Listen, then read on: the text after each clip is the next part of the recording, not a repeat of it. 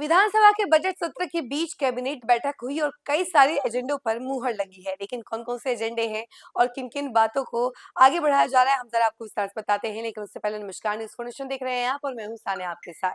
तो देखिए, कल विधानमंडल की एक तरफ जहां बजट सत्र चल रही थी, तो वहीं दूसरी तरफ बिहार के मुख्यमंत्री सीएम नीतीश कुमार के द्वारा कैबिनेट बैठक बुलाई गई और इस बैठक में 35 एजेंडों पर मुहर लगी है, जिसमें सबसे मेन एजेंडा जो है वो ये है कि सोनपुर में 4200 एकड़ में अंतरराष्ट्रीय हवाई अड्डा बनने वाला है और काफी बड़ा ये हवाई अड्डा बनने वाला है। इसके अलावा किन किन एजेंडों पर मुहर लगी है, क्या कुछ बिहार वासियों को सौगात मिलने वाली है, हम जरा आपको विस्तार से बताते हैं। बिहार विधानमंडल के बजट सत्र के बीच मुख्यमंत्री नीतीश कुमार की अध्यक्षता में आयोजित राज्य मंत्री परिषद की बैठक में 35 एजेंडों पर मुहर लगाई गई है। वहीं इसमें एक ऐतिहासिक निर्णय लिया गया है। नीतीश सरकार ने सारण जिले के सोनपुर में अंतर्राष्ट्रीय हवाई अड्डे के निर्माण के प्रस्ताव पर अपनी आधिकारिक मुहर लगा दी है। यह नया इंटरनेशनल एयरपोर्ट बिहार के विकास और कनेक्टिविटी के लिहाज से मील का पत्थर साबित होगा, जिससे उत्तर बिहार और पटना के आसपास के क्षेत्रों को वैश्विक स्तर की हवाई सुविधा मिल सकेगी।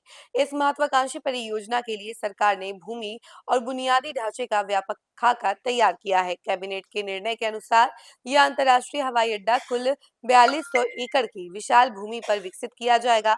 सोनपुर की भौगोलिक स्थिति पटना के अत्यंत करीब होने के कारण यह नया एयरपोर्ट भविष्य में राजधानी के जयप्रकाश नारायण अंतर्राष्ट्रीय हवाई अड्डे पर बढ़ते दबाव को कम करने और लंबी दूरी की अंतर्राष्ट्रीय उड़ानों के संचालन में प्रमुख भूमिका निभाएगा। बजट सत्र के दौरान हुई इस मंत्रिपरिषद की बैठक को काफी महत्वपूर्ण माना जा रहा है। सरकार का मुख्य उद्देश्य बिहार को पर्यटन और व्यापार के वैश्विक मानचित्र पर मजबूती से स्थापित करना है। सोनपुर में अंतर्राष्ट्रीय एयरपोर्ट बनने से न केवल रोजगार के नए अवसर पैदा होंगे, बल्कि विश्व प्रसिद्ध सोनपुर मेले और आसपास के पर्यटन स्थलों पर विदेशी पर्यटकों की आवाजाही भी सुगम हो जाएगी। गौरतलब है कि इससे पहले 6 फरवरी को हुई कैबिनेट की बैठक में सरकार ने 17 अहम एजेंडों पर अपनी स्वीकृति दी थी। इस बैठक में सबसे बड़ा फैसला न्याय व्यवस्था को लेकर था, जिसमें राज्य में लंबित पॉक्सो मामलों की त्वरित सुनवाई के लिए विशेष अदालतों में पदों के सृजन को मंजूरी दी गई थी। वर्तमान में बिहार में करीब 6000 ऐसे मामले लंबित हैं, जिनके जल्द निपटारे के लिए सरकार ने यह कदम उठाया था। और इसके बाद जो बैठक हुई है, उसमें कई सारे अहम फैसले लिए गए हैं। राज्य के विकास के लिए भी कई सारे अहम फैसले लिए गए हैं। सोनपुर एयरपोर्ट के निर्माण की प्रक्रिया अब तेजी से शुरू होने की उम्मीद है, जिसके लिए भूमि अधिग्रहण और अन्य तकनीकी सर्वे की तैयारी की जा रही है।